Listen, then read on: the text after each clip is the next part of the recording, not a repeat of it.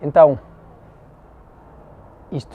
nós íamos fazer o último episódio do Riding Portugal como costumamos fazer, só que vem altas ondas, então arranjámos uma maneira diferente de vos mostrar a cidade do Porto. De certeza que também vai ser elucidativa da cidade e vocês vão ficar a conhecer. É uma cidade interessantíssima, tem várias coisas, tem tipo uma ponte também, tem uma ponte. Como vocês podem ver, é uma ponte bonita e tem um rio. Depois o que é que temos mais? Temos uma torre cá, se vocês vierem cá de certeza que a vão ver. É uma torre alta, perguntem, o que é uma torre cá? De certeza que vão dizer para irem a esta torre, que ela está cá. E tem elétricos, portanto podem ir até de elétrico para a torre, se vierem cá é isso, mais ou menos, tem isto. E depois tem montes de casas, tipo, e agora vamos surfar e pronto, fica aqui a informação sobre o Porto. Estava a brincar, malta. Vamos lá começar o Riding Portugal episódio 8 e agora vamos fazer uma introdução um bocadinho mais a sério.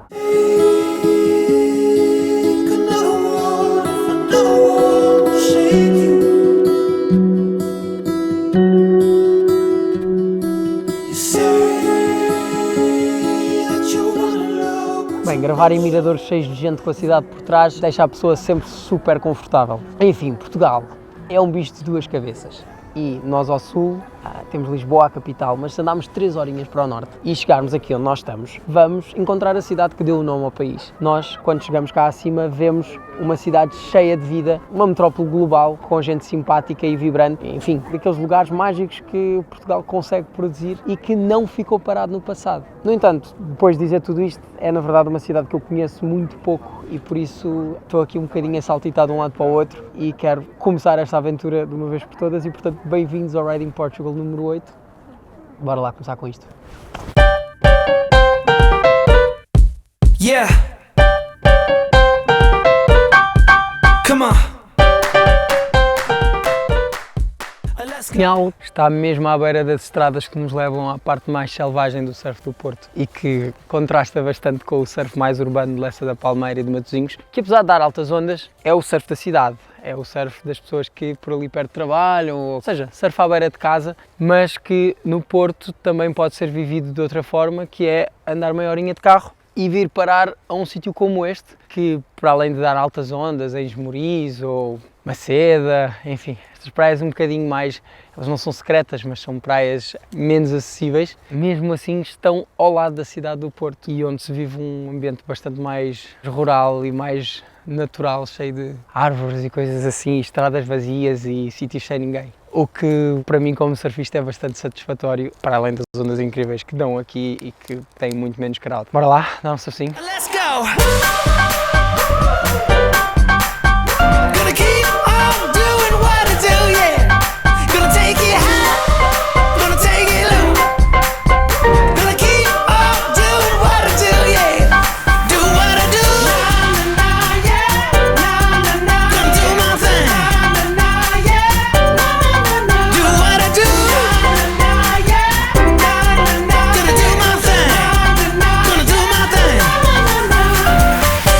To the nitty-gritty, get to work, getting busy, keep on hustling, every day I'm out here doing it, spectacular, vernacular, the way I do it ain't regular, yeah, gonna make it rain, gonna do my thing, ain't no stopping me, gonna do my thing, let's go!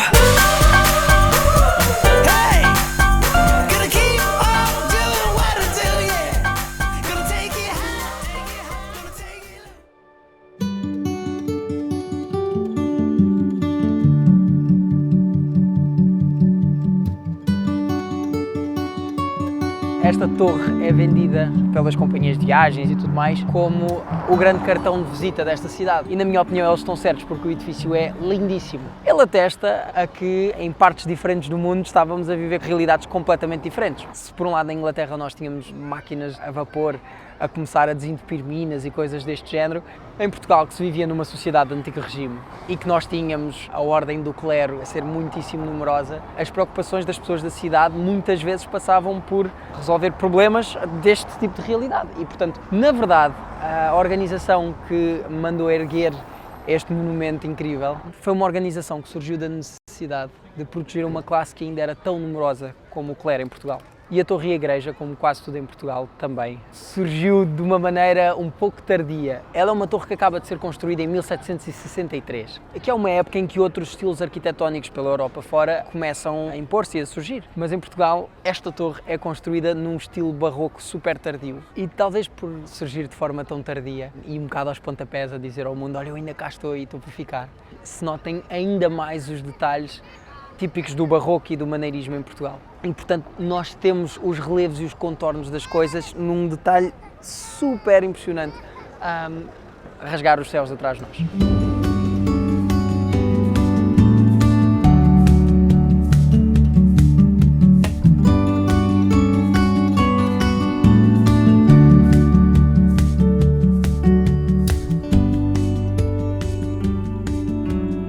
Há mais ou menos 1000 anos atrás, por estas bandas, Deus mandava na vida das pessoas e era Ele que controlava as suas rotinas, para onde é que elas iam e inclusive é o que é que elas pensavam. Mas Deus não costuma ter a faculdade de conseguir construir coisas, não é Ele que vai pegar nas pedras e levá-las para um sítio para erguer igrejas e tudo mais. E, portanto, esse trabalho ficava nas mãos das pessoas da Terra. Essas pessoas da Terra precisavam de intérpretes que falassem com esta entidade divina e dissesse mais ou menos o que era para fazer. O que estes intérpretes diziam que era para fazer era uma lei, não só uma lei escrita e convencionada como a nossa, mas uma lei universal. O que acabava por acontecer é que quem representava estas vontades de Deus era quem tinha a capacidade de mandar erguer edifícios de um tamanho colossal que contrastam amplamente com os edifícios erguidos para a vida das pessoas e não para a vida de Deus. E por isso, em contraste com as ruelas apertadas e as casas humildes que nós temos pela parte histórica do Porto e que são um símbolo da vida dos homens, a vida de Deus, como presente neste edifício aqui atrás de nós, era colossal, mesmo num período arquitetónico mais simples, pelo menos a meu ver, que é o românico.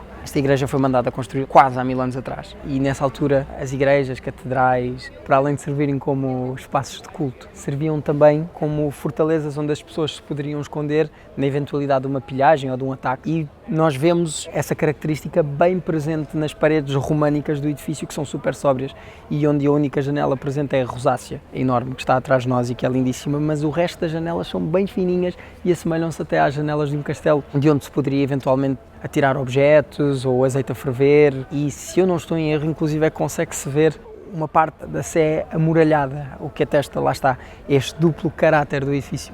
Mas estas pessoas que interpretavam Deus e o peso que elas tinham na sociedade não terminaram na Idade Média, foram sendo substituídas por novas ordens, por novas pessoas, e o seu peso eventualmente até foi aumentando. E por isso em toda a cidade nós vamos vendo ao longo de vários períodos arquitetónicos diferentes edifícios novos a serem erguidos. A cidade está cheia de pontas de edifícios religiosos a surgir por toda a parte. Claro, mandados construir por pessoas e não por Deus. E a Sé não foge a isso e, portanto, ao longo de 500 anos o edifício original foi sofrendo alterações que inclusive retiravam ou adicionavam ao seu caráter inicial algum elemento novo. Então nós temos colunas atrás de mim, mesmo no pórtico, a serem colunas barrocas, a destoarem completamente do resto da fachada. E é isso que dá ao edifício toda a sua riqueza, porque nós temos várias fases de construção, todas em nome de uma causa maior do que nós, mas a mostrarem a evolução da cidade e a evolução da arte no Porto.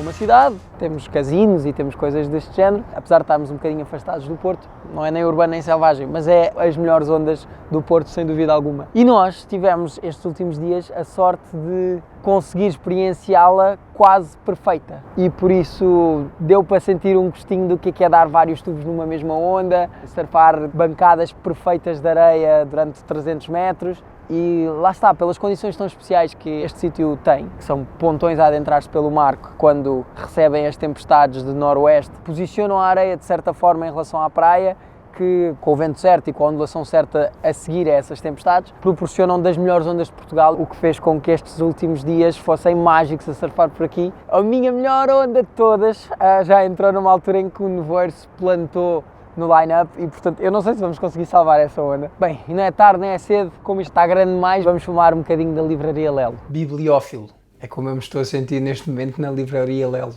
Ou seja, não é?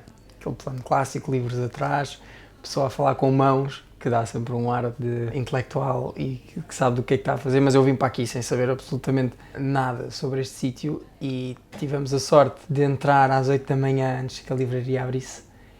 E a primeira coisa que aconteceu foi eu e o senhor produtor a deixarmos os queixos no chão porque de repente vimos as famosas escadas que aparecem nas fotografias de Instagram de toda a gente que visita ao Porto e percebemos o porquê do alvoroço em relação a isto. É realmente um sítio mágico. Na verdade é um espaço com 113 anos e tem de tudo, desde o Homo Deus e livros que estão a ser lidos agora por milhões de pessoas à volta do mundo inteiro, a exemplares únicos que não se encontram em mais lado nenhum e que valem tipo 18.000 euros e coisas assim que a pessoa normalmente não traz no bolso para comprar quando entra numa livraria. Artefactos bibliófilos. Antes dos irmãos Lelo comprarem esta livraria, em 1906, ela era a livraria Chardon. Este senhor Chardon era um francês livreiro que veio trabalhar aqui para o Porto e que jogou na lotaria. E ganhou.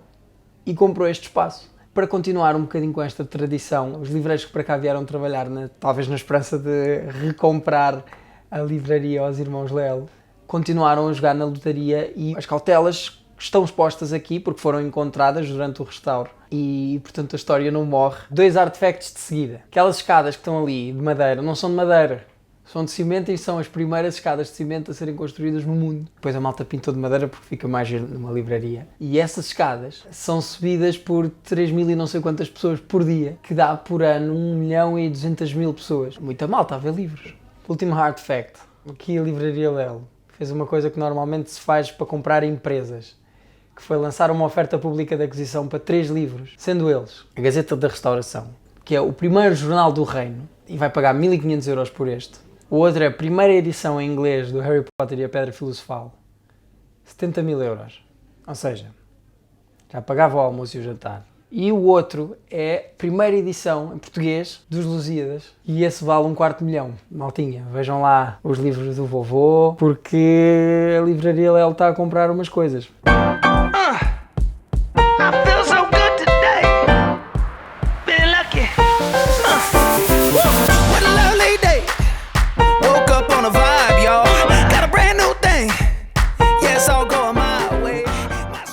É que está um barril gigante atrás de mim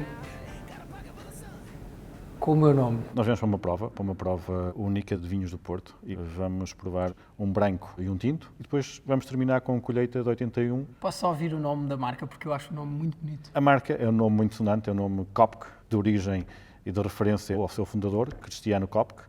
A Kopke é a marca de vinho do Porto mais velha. Celebrou o ano passado 380 anos, no qual nós usamos algumas das nossas relíquias e lançamos uma edição especial. Que idade é que tinham esses vinhos mais antigos? O vinho mais antigo era de 1900. Olé! E olá também. Ainda não bebemos. Este vinho ele é todo especial, não é? Não o Kopke, mas o vinho do Porto em geral. Sim, o vinho do Porto é especial e logo sendo especial porque é um produto português. Sendo um produto português, todos nós somos logo muito especiais. Bom. Mas é especial porque é um produto que só se faz em Portugal. E dentro do nosso Portugal só se faz numa região muito específica, que é a região do Douro. A essência do vinho do Porto é que é um vinho fortificado e é um vinho que depois vai envelhecer nestas madeiras que nós vemos por aqui e vai ganhando toda esta complexidade. E eu vou provar. Acho que sim, acho que fazes bem, porque o vinho do Porto tem mesmo que ser provado. Ajeitamos para ele libertar todos os seus aromas e depois levamos ao nariz. É assim, ele cheira bem. Agora, o que é que isso quer dizer? Tem aqui algumas notas cítricas, alguns frutos secos. Sentimos também que há uma casca de laranja confitada, característico dos vinhos brancos. Sentes isso tudo perfeitamente. Aliás, eu faço assim. Bife do lombo não tem. Aqui neste não tem. Não, mas podia acompanhar muito bem. Então é desta, não é?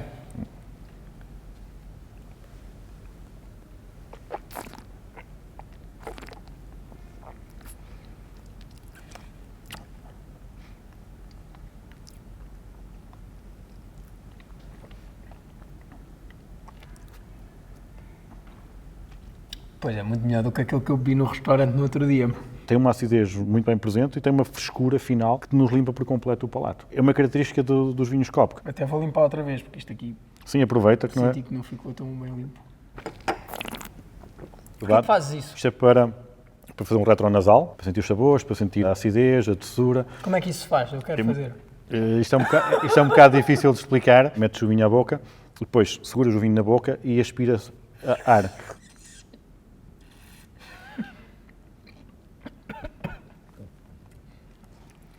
Afinal, a profissão de enólogo não é assim tão fácil. Não, nada. Mesmo engasgado é bom.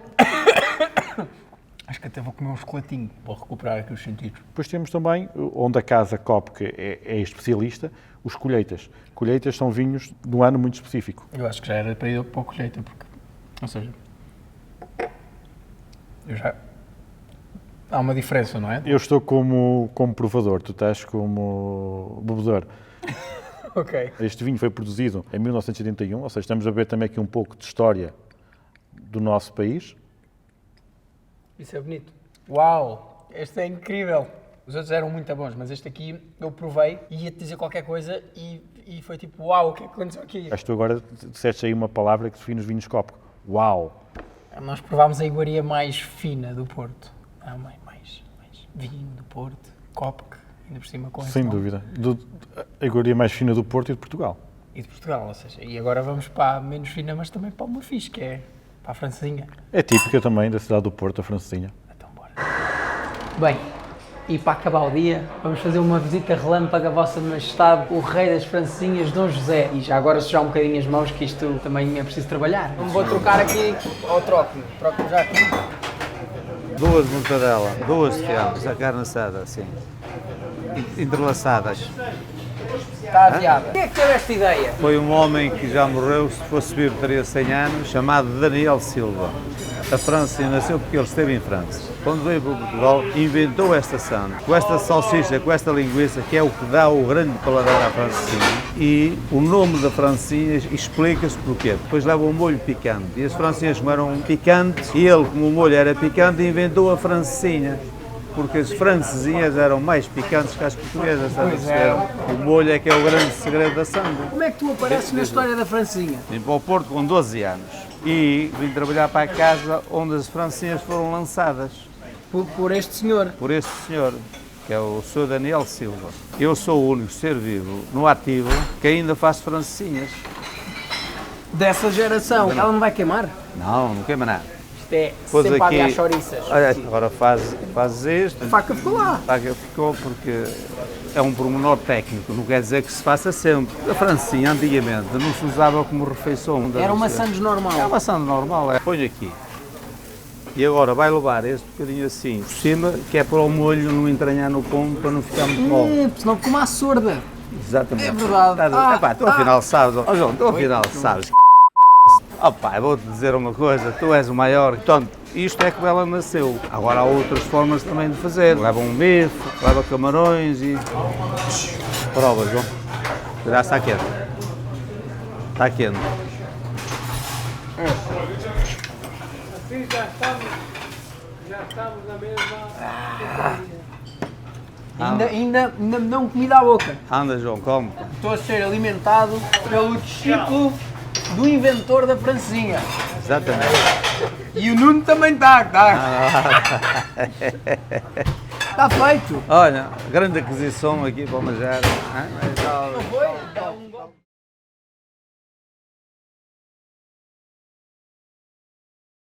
Hoje está de chuva e o mar está manhozinho, mas esta praia de Matosinhos, onde nós estamos, é a praia mais urbana do Porto. E num dia normal, nós teríamos um mar inundado de surfistas oriundos de todas as partes do Porto a aproveitarem as ondas da cidade, digamos assim. Isto porque isto é uma onda em que as pessoas podem surfar vindas do trabalho e depois ir à vida delas, porque a cidade está mesmo ali. Agora, isto só funciona com swell mais do oeste e, lá está, não apanha tanto swell como outras praias do Porto e por isso, quando aqui está pequeno, os surfistas do Porto têm outras praias urbanas que podem aproveitar, mesmo não saindo deste contexto da cidade e não se distanciando muito da sua vida normal. É o caso ali de Lessa da Palmeira, que apesar de estar inserida neste contexto de Porto e tudo mais, é uma praia que já recebe muito mais swell e que permite aos surfistas do Porto ter estas duas opções e, no fundo, são as duas opções de surf urbano que nós temos por aqui.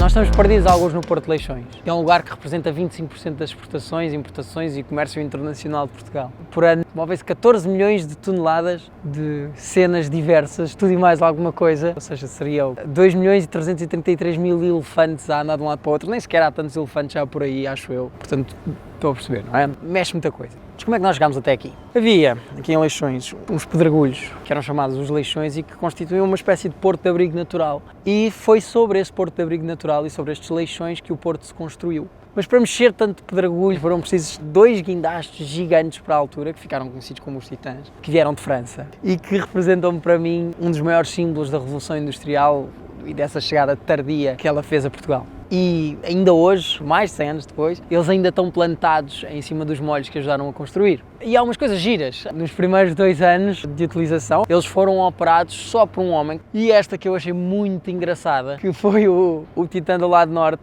ter caído para o mar e lá ter permanecido durante 3 anos. Foi uma espécie de férias submarinas, porque depois, no fim desses 3 anos, alguém teve a ideia de ir lá buscá-lo com os macacos hidráulicos gigantes e limpar-lhe as algas e deixá-lo a trabalhar novamente. E porquê que eu acho que estes Titãs são um marco da Revolução Industrial em Portugal? Primeiro porque eles representam talvez a maior obra de engenharia do século XIX em Portugal, ou seja, a construção deste porto foi algo monumental, mas também porque eles não vieram sozinhos. O contexto internacional nesta altura era o de termos o canal do Suez a ligar pela primeira vez o Mediterrâneo ao Mar Vermelho e de se ouvir os primeiros zunzuns sobre o canal do Panamá, que ia mudar completamente as rotas comerciais do século XX, porque ligava, lá está, o Atlântico ao Pacífico e, portanto, as trajetórias marítimas iam ser completamente diferentes e, portanto, este era o empurrão e o grito internacional que se gritava à Europa que ainda não estava industrializada, nomeadamente Portugal. E quando esse progresso finalmente chegou a Portugal, não só mudou os aspectos físicos das grandes cidades,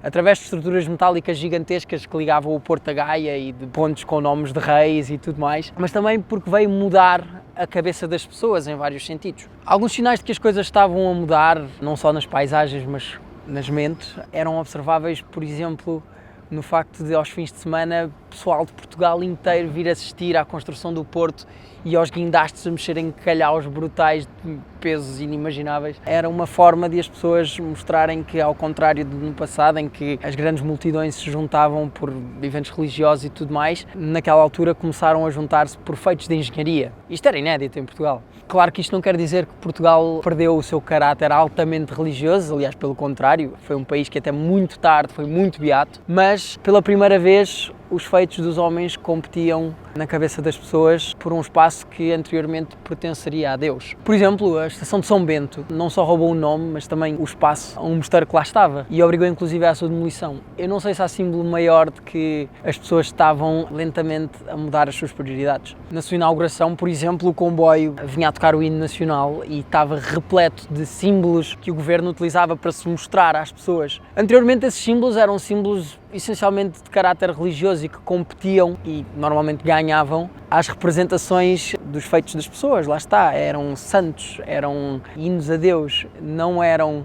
um comboio e uma máquina a vapor. E, portanto, o Estado começava-se a mostrar às pessoas de uma maneira completamente diferente e as pessoas aplaudiam isso. Outra coisa em que eu reparei quando passeávamos pela Estação de São Bento, que é uma das mais bonitas do mundo, porque tem os famosíssimos azulejos pintados por Jorge Colasso, que retratam os grandes feitos da história de Portugal, foi o facto de essa história não ser contada em episódios tipicamente retratados de uma forma sacra, por exemplo, nos interiores das igrejas e tudo mais, que são lindíssimos também. Mas em oposição ali, a história que se conta é a história dos homens que fizeram parte desse feito, em que o homem começava a suplantar a ideia de Deus. E é esta entrada no futuro que começa aqui, no início do século XX, que nunca parou na cidade do Porto. E é esse presente e esse futuro que nós vamos explorar assim que o sol nascer outra vez.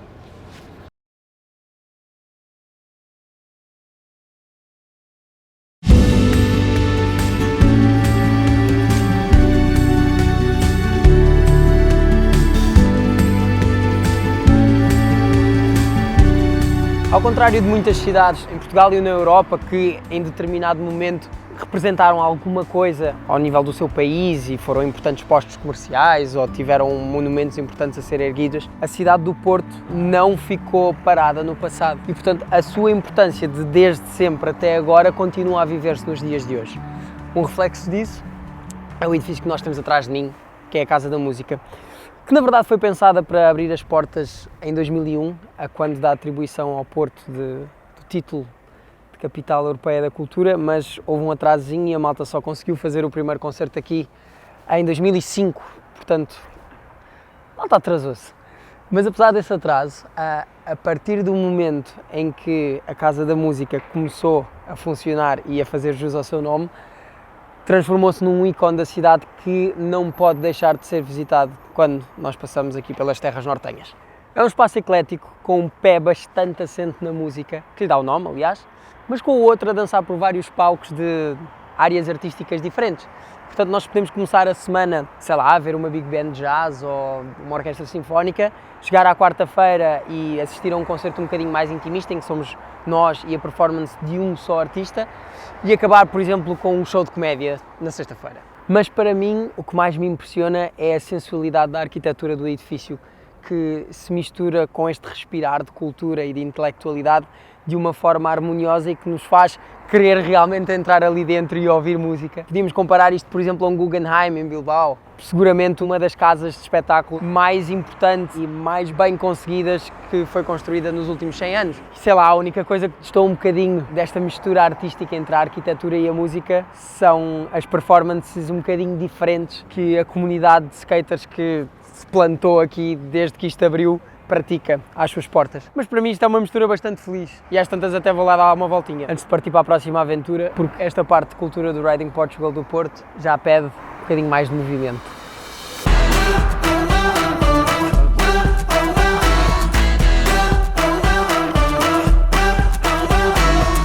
I got a fire in me that can't be tamed.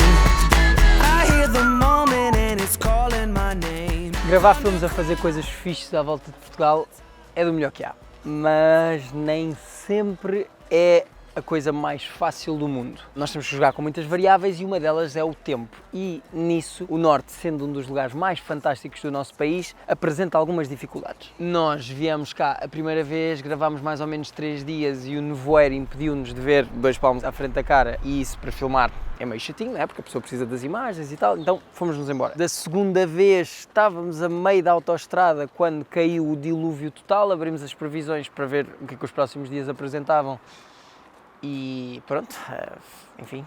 Da terceira vez que estávamos cá, estava a correr tudo super bem, mas faltava apenas 1 ou 2 coisinhas. E uma delas era esta, que eu vou-vos mostrar agora.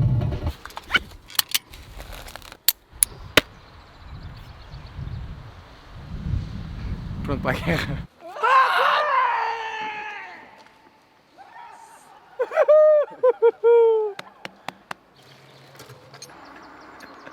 Está tudo confirmadinho, está preso, não é? É só largar, não é? 3, 2, 1. I'm king of the mountain.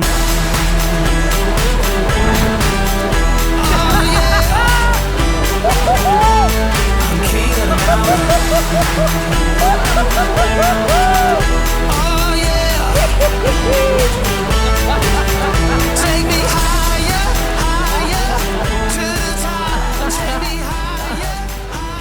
estava a falar de ti, pá, caguei-me todo. Há ali um momento que é tipo, não. Então, foi Há ali um momento, há. Ah, não há? É saltar. Agora vou saltar mais uma vez.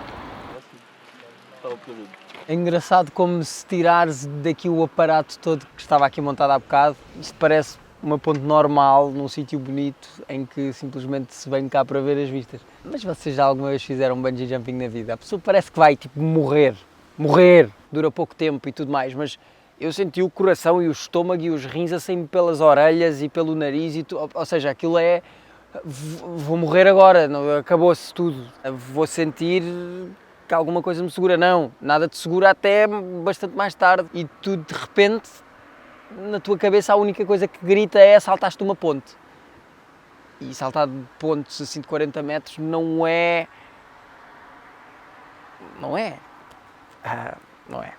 Depois a pessoa está ali virada ao contrário, a sentir como todos aqueles químicos andam pela tua cabeça e gritam e fazem coisas estranhas de quem acabou de sobreviver e está sobrecarregadíssimo de adrenalina.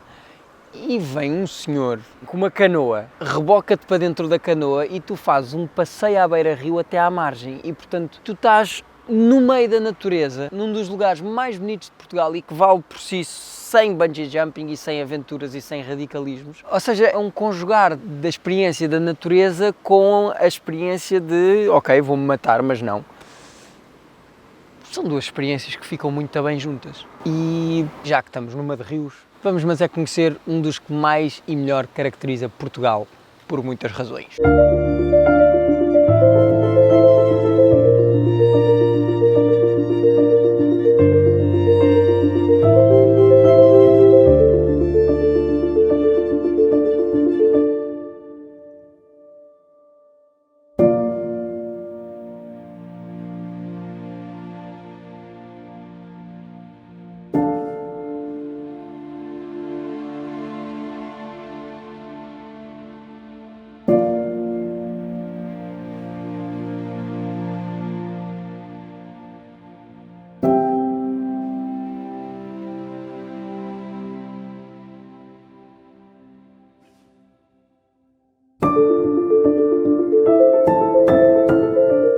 Nós, como estamos a filmar coisas, achámos que, mais do que pensar, devíamos executar e, portanto, eu acabei de descer umas escadas que eu não faço ideia porque é que aqui estão, porque não há acesso a elas. Por algum motivo vêm dar aqui a uma baiazinha e dá para a beira-rio, onde eu vou entrar, porque qualquer surfista que veja um corpo d'água vai entrar com prancha para dentro do que quer que seja. E as escadas acabam num sítio também bastante improvável, que é o Monte Silvas. Portanto, eu vou ter que fazer uma entrada bastante caricata para dentro d'água. O objetivo é chegar perto da outra margem, que é daquelas coisas que as pessoas não se lembram de fazer, mas talvez pensem, e nós tipo, e tal, bora fazer porque és o Bergir, e depois eu meto nestas situações complicadas. I can feel it, there's something in the water. Anything is possible. Come on and move like the power of the river. Anything is possible.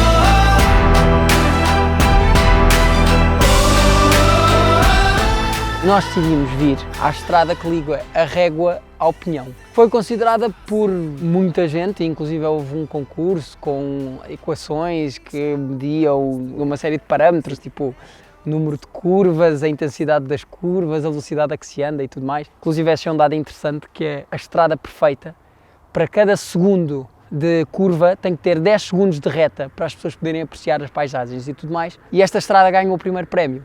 E conduzir aqui é uma daquelas coisas que nos fazem sentir num filme, digamos assim. Cada curva que nós damos encontramos uma paisagem brutal, com vales cheios de vinhas e há uma descoberta a cada curva e os reflexos no rio são uma coisa tipo, de perder a cabeça, porque nós temos a montanha a descer e depois temos a montanha a continuar a descer na direção oposta como se lá tivesse outra montanha, mas não, é o reflexo na água. Ou seja, para além disto ter um aspecto funcional, estas encostas serem capazes de produzir um dos símbolos mais emblemáticos da cidade do Porto, que é o seu vinho, acresce a isso uma das paisagens mais bonitas de Portugal. E foi isso um bocadinho que nós viemos explorar, na verdade, mais do que a história do sítio e a funcionalidade que ele representa, nós vimos aqui para nos submergirmos na imensidão que é esta beleza toda à nossa volta. E isso, mais do que mostrar-se, é algo que tem que se sentir. Portanto, é obrigatório pegar no carro e vir dar um passeio ao Douro.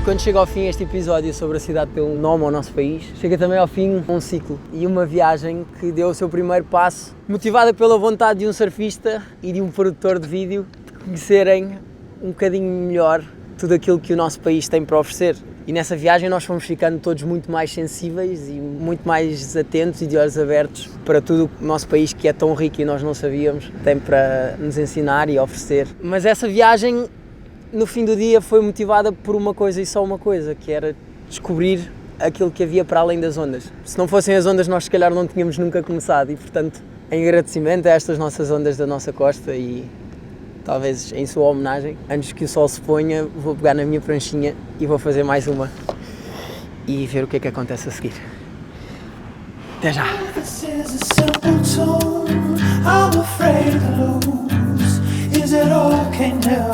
Can I believe you in the dash? No damn photograph, tremors of your laugh. I swear I hear you. Ooh.